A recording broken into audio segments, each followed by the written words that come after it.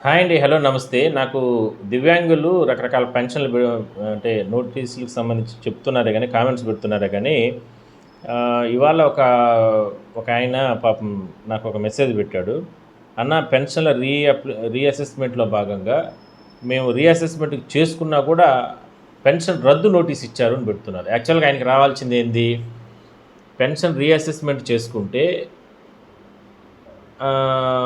అంటే హెల్త్‌కి సంబంధించి మళ్ళా హెల్త్ సెంటర్‌ల వద్ద వెళ్లి అతను పోయి ఆహ్, ఆహ్, అంటే హెల్త్ చెకప్ చేసుకోవాలి. ఆ నోటీస్ ఇవ్వాలి. కానీ పెన్షన్ రద్దు నోటీస్ ఇచ్చారని నాకు మెసేజ్ పెట్టాడు. అలా జరుగుండదు. సరే అలా ఆయన చెప్తున్నాడు కాబట్టి దాన్ని కూడా మనం పోస్ట్ చేయమని చెప్పాం. మరి ఏం జరుగుతుందో చూద్దాం. ఆయన పోస్ట్ చేసిన తర్వాత దాన్ని కూడా నేను పబ్లిష్ చేస్తాను. సో, దయచేసి ఇట్లా కన్‌ఫ్యూజింగ్‌గా వాళ్ళు పాపం చాలా బాధపడుతున్నారు. ఎందుకురా అంటే ఇప్పుడు వాళ్ళ అనుమానాలేమి? గతంలో రీఅసెస్‌మెంట్‌కి ముందు జరిగిందేంది? వ్యవస్థ ఏంది? రీఅసెస్‌మెంట్‌కి ముందు అందరూ గూడా హెల్త్ పెన్షన్‌లకు సంబంధించి మాత్రం గ్రామాలు, పల్లెలు, పట్టణాల్లోకొచ్చి వాళ్ళక్కడ డాక్టర్స్ వచ్చి హెల్త్ చెకప్‌లు చేసి వెళ్లారు. కానీ ఆ సందర్భంలో 80%, 90% ఉన్న వాళ్ళకందరికీ గూడా 30%, 40% వేసేసి ఇంక తీసుకోండి మీరు 15,000 పింఛన్లు అని చెప్పేసి అని వెళ్ళారు. అట్లా చులకనగా మాట్లాడి వెళ్ళారనేది వాళ్ళు కొంతమంది ఈ మధ్య కాలంలో కూడా మనకు కామెంట్స్ పెట్టారు. అదేవిధంగా వాళ్ళు ఆవేదన వ్యక్తం చేశారు. దాంతో పెద్ద ఎత్తున రాష్ట్ర వ్యాప్తంగా ఒక చర్చ నడిచింది. దివ్యాంగులకు సంబంధించి అన్యాయం జరుగుతుంది. దివ్యాంగుల పొట్టగొడుతున్నారు అంటూ కూడా ఇట్లా రకరకాల కామెంట్స్ వచ్చిన నేపథ్యంలో ప్రభుత్వం వెంటనే అప్రమత్తమై అసలు ఏం జరుగుతుంది, ఏంది దివ్యాంగులకు సంబంధించిన విషయంలో అని అంటూ కూడా ఆరా తీసినటువంటి ప్రభుత్వ అధినేత ప్రతి ఒక్కరికి కూడా మనం మంచి చేయాలి.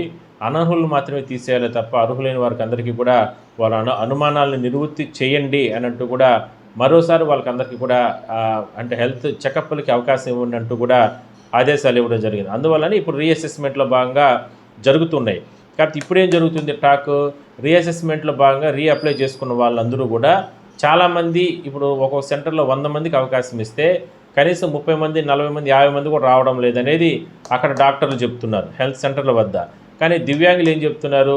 ఈ ఈ ప్రాంతం నుంచి ఇంకో ప్రాంతంకి 100 కిలోమీటర్లు, 200 కిలోమీటర్లు వాళ్ళు హెల్త్ సెంటర్లకి మార్చేస్తున్నారు. కాబట్టి అంత దూరం వెళ్ళి రావడానికి మాకు ఇబ్బందులు పడుతున్నాం. కాబట్టి ఆ రోజు సందర్భంలో వెళ్ళలేకపోతున్నాం. దీనివల్లనే మేము వెళ్ళలేదు అంటూ కూడా వాళ్ళు చెప్పుకుంటూ వస్తున్నారు.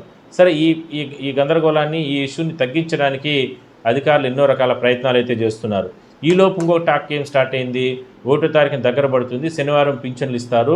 ఈ శనివారం పింఛన్లు ఇచ్చే సందర్భంలో చాలామందికి పింఛన్లు వెళ్ళిపోతాయి అనేటటువంటి ప్రచారం అయితే పెద్ద ఎత్తున జరుగుతా ఉంది.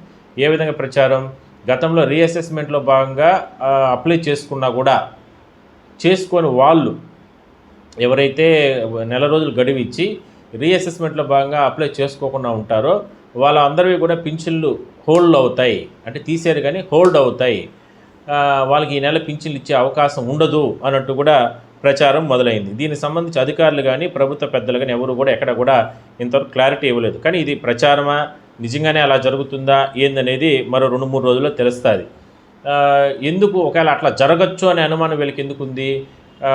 అంటే ప్రభుత్వ పెద్దలు ఆలోచించేది ఏంది అంటే వీళ్ళు పింఛన్‌కి రీఅప్లై అవకాశం కల్పించినా కూడా వీళ్ళు చేసుకోలేదు కాబట్టి ఇవన్నీ కూడా బోగస్ పింఛన్‌లేనేమో అనేటటువంటి అనుమానం వాళ్ళలో ఉంది. కాబట్టి వీళ్ళందరినీ కూడా అట్లన్నా ఆపుదల చేస్తే అంటే పూర్తిగా తీసేయకుండా ఆపుదల చేస్తే వీళ్ళందరూ కూడా మరోసారి రీఅసెస్‌మెంట్‌కి వచ్చే అవకాశం అయితే ఉంటుందనేటటువంటి మాటలైతే బలంగా వినపడుతూ ఉన్నాయి. అందువల్లనే ఈ నెలకు సంబంధించి పెన్షన్ల విషయంలో భారీ కోతలు ఉండే అవకాశం అయితే ఉంది. అంటే నిలుపుదల చేసే అవకాశం అయితే ఉంది అంటూ కూడా చెప్పుకుంటూ వస్తున్నారు. సో, ఇదంతా కూడా అంటే ఓన్లీ వాళ్ళకు తెలిసినటువంటి సమాచారం వాళ్ళు షేర్ చేసుకుంటున్నారు, చెప్పుకుంటున్నారు అంతే తప్ప ఒక నిర్దిష్టమైనటువంటి అంటే ఆదేశాలు మాత్రం ఎవరికీ కూడా అధికారులకి రాలేదు. ఎక్కడ కూడా రాలేదనే మనం చెప్పొచ్చు. మరి వీళ్ళకి సంబంధించి ఎవరైతే ఇందాక నాకు అంతకుముందు వీడియోలో మెసేజ్ పెట్టారని చెప్పాను కదా! పెన్షన్ రీఅప్లై చేసుకున్నా కూడా రద్దు నోటీసులు ఇచ్చారు అని. ఇలాంటివి మాత్రం కొన్ని చోట్ల జరిగాయి. ఎందుకంటే కొంతమందికి రీఅసెస్‌మెంట్‌లో భాగంగా అప్పట్లో నెల రోజులు సమయం ఇస్తే దాన్నేమంటారు ఈ 15,000 నుంచి 6,000 రూపాయల పింఛన్లు తగ్గించిన తర్వాత అలాంటి వాళ్ళు ఆల్రెడీ అంటే పెన్షన్ రద్దయిన వాళ్ళవే మా రీఅసెస్మెంట్కి తీసుకోమన్నారు, కానీ మీకు 15,000 నుంచి 6,000 రూపాయలు తగ్గించారు కాబట్టి మీకు రీఅసెస్మెంట్కి మీ దగ్గర నుంచి మేము తీసుకునే అర్హత మాకు లేదు అన్నట్టు కూడా సచివాలయాల సిబ్బంది ఎంపీడీఓ దగ్గర నుంచి స్టాఫు తీసుకోలేదనే ఆరోపణలు మాత్రం దివ్యాంగుల నుంచి వినపడతా ఉన్నాయి. అలాంటి వాళ్ళు కూడా ఇవాళ నష్టపోయే ప్రమాదం ఉంది. సో దయచేసి ఎవరు అర్జీ తీసుకొని వచ్చినా, ఎవరు దివ్యాంగులకు సంబంధించి వాళ్ళ పెన్షన్ల విషయంలో ఎవరు వాళ్ళకి సమస్య వచ్చింది తీసుకొని వచ్చినా ఏ ఉన్నతాధికారులు ఏ ప్రభుత్వ అధికారులు తీసుకోవద్దు అని చెప్పలేదు. అప్పట్లో రీఅసెస్మెంట్లో భాగంగా నెల రోజుల సమయం ఇచ్చారు. ఆ నెల రోజుల్లో సచివాలయాల సిబ్బంది ఎంపీడీఓల కార్యాలయాల వద్ద అక్కడ సిబ్బంది చేసిన పొరపాట్లు నిర్లక్ష్యం కారణంగా ఈ రకంగా 15,000 రూపాయల పింఛన్లు తీసుకునే వాళ్ళు కానీ 6,000 రూపాయల పింఛన్లు తీసుకునే వాళ్ళు మేము రీఅసెస్మెంట్కి అప్లై చేసుకుంటామన్నా కూడా మీకు ఆల్రెడీ పింఛన్ తగ్గింది అంతే తప్ప పింఛన్ రద్దు కాలేదు కదా, రద్దు అయితే మీరు అప్పుడు రండి అని అంటూ కూడా వాళ్ళ దగ్గర నుంచి నోటీసులు తీసుకోకపోవడం కారణంగా ఇవాళ వాళ్ళందరూ కూడా ఇబ్బందులు పడే పరిస్థితులు వస్తూ ఉన్నాయి. దయచేసి వాళ్ళందరి దగ్గర మీరు నోటీసులు తీసుకోండి.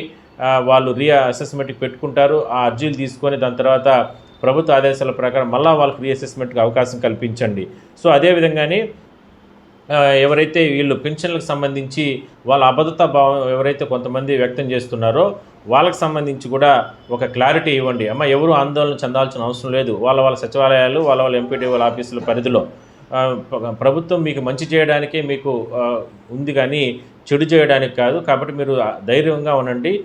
అనర్హులైన వారికి మాత్రమే ఈ పింఛన్లు తొలగింపులు ఉంటాయి అంతే తప్ప అర్హులైన ప్రతి ఒక్కరికి కూడా పింఛన్లు ప్రభుత్వం కొనసాగిస్తుంది అన్నట్టు కూడా వాళ్ళకు కూడా ధైర్యం చెప్పే ప్రయత్నం చేయండి. ఎందుకంటే వాళ్ళకు రకరకాల అనుమానాలు ఉంటాయి. ఈ పింఛన్ల నెల పింఛన్ల పైన కుటుంబాలు ఆధారపడి ఉంటారు కాబట్టి వాళ్ళకందరికీ కూడా సహాయ సహకారం చేయండి. మానవతా దృక్పథంతో ఇంకా కూడా చాలామంది కొంతమంది కంప్లైంట్స్ పెడుతున్నారు, ఇంకా మాకు నోటీసులు రాలేదు సార్, ఇంకా నోటీసులు రాలేదు సార్ అని. ప్రభుత్వ ఆలోచన ఈ 2 నెలల్లో ఇవన్నీ కూడా కంప్లీట్ చేసి దాని తర్వాత కొత్త వారికి కూడా పింఛన్ల అవకాశం కల్పించాలనే ఆలోచనతో ప్రభుత్వం వెళ్తూ ఉంది. కాబట్టి దయచేసి కింద స్థాయిలో ఉన్నటువంటి పరిపాలనకు సంబంధించిన అధికారులు, సిబ్బంది, స్టాఫ్, ముఖ్యంగా సచివాలయాలకు సంబంధించిన స్టాఫు దివ్యాంగుల విషయంలో మానవతా దృక్పథంతో వాళ్ళకందరికీ కూడా సహాయం చేయాల్సిన అవసరం అయితే ఉంది. సో చూద్దాం మరి ఇవాళ రేపట్లో కూడా ఈ భారీ వర్షాలు ఉన్నాయి కాబట్టి ఈ భారీ వర్షాలకు సందర్భంగా ప్రభుత్వ యంత్రాంగం అంతా దానిపైన నిమగ్నమైంది. ఎల్లుండి బుధ, బేస్తా, శుక్ర ఈ 3 రోజులు కూడా భారీ వర్షాలు ఉంటాయి. మరి ఆ సందర్భంగా హెల్త్ చెకప్లు వెళ్ళాలనుకున్న వాళ్ళు కూడా మీరు వెళ్ళండి. దయచేసి కాస్త ఓపిక బట్టి వెళ్ళి దాన్ని ఏదో ఒక రకంగా హెల్త్ చెకప్లు అటెండ్ అయ్యి రీఅసెస్మెంట్లో భాగంగా మీరు కొత్త సదరన్ కట్లకి సిద్ధం అవ్వండి. చూద్దాం మరి నెక్స్ట్ అప్డేట్లో మళ్ళీ చూద్దాం. అంటే పెన్షన్లకు సంబంధించిన విషయాలు ఏదైనా అప్డేట్ వస్తే నేను మీకు తెలియజేసే ప్రయత్నం చేస్తాను.